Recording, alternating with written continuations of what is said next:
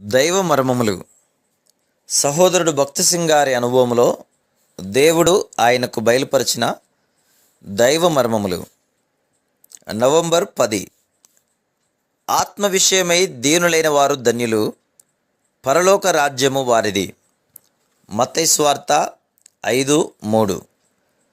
ఉత్తర ఇండియాలోని కొన్ని ప్రాంతములలో ఒక అతిథి వచ్చినప్పుడు తినుటకు ఎక్కువ ఉప్పు కలిగిన ఫలాహారము, ఒక గ్లాసు నీళ్లను ఇచ్చెదరు. దీని భావము, నిన్ను అంగీకరించి స్వాగతించుచున్నాము అని ఆ అతిథితో చెప్పుట. గాఢమైన నిజ ప్రేమకు ఉప్పు గుర్తుగా ఉంది. నిజమైన విశ్వాసులే నిజ ప్రేమను చూపగలరు.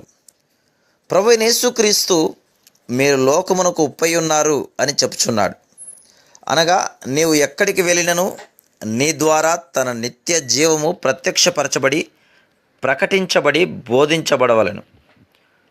1155 కంటే అధికముగా ఆయా భాషలు మాట్లాడు ప్రజలు తిరిగి జన్మించిన వారి వలన అట్టి ప్రేమను పొంది ఉన్నారు. మానవ సాంగత్యం నుండి వెలివేయబడినట్టి వారు, అనగా నరమాంస భక్షకులు, నరహంతకులు, దొంగలు మొదలైన వారు తిరిగి జన్మించిన తర్వాత దేవుని ప్రేమను గురించి సాక్ష్యమిచ్చుచున్నారు. గత ప్రపంచ యుద్ధమందు ఒకానొక వైద్యశాలయందు బహుభయంకరంగా గాయపడిన ఒక సిపాయి ఉండెను.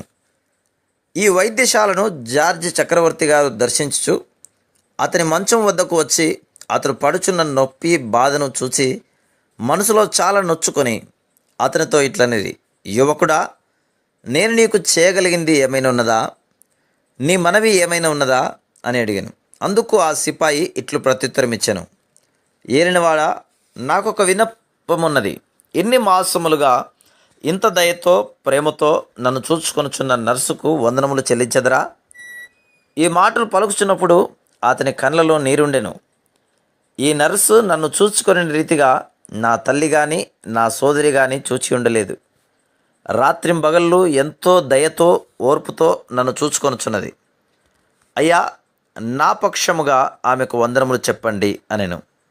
రాజుగారు ఆ నర్సును పిలిపించి, అమ్మా, గాయాలు తగిలి పడి ఉన్న ఈ నా యుద్ధభటుని అంత దయగా నీవు చూచుకొనినందుకు అతని పక్షమున నేను నీకు వందనములు చెల్లించుచున్నాను అని.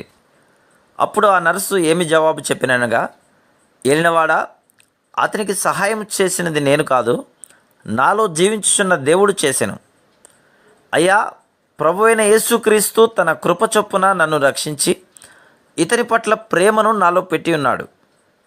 నిజమైన ఉప్పు ఇదే, నిజమైన ప్రేమ ఇదే. ఇది ఎట్టి స్నేహితులు, బంధువుల వలనైనను పొందలేం. భూలోక ప్రేమ భూలోక పరిస్థితులను బట్టి ఉండును. దైవ ప్రేమ పరిస్థితులన్నీ ఎట్లుండినను అన్నిటినీ మించినది. మీ శత్రువులను ప్రేమించుడి అని ప్రభువు ఇందులోకే చెప్పెను. ఎంత అద్భుతమైన ఉప్పు! మనల్ని ద్వేషించి శపించు వారిని ప్రేమించగలుగుదుము.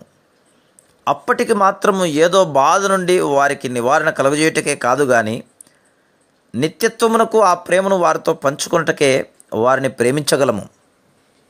Praise the lord.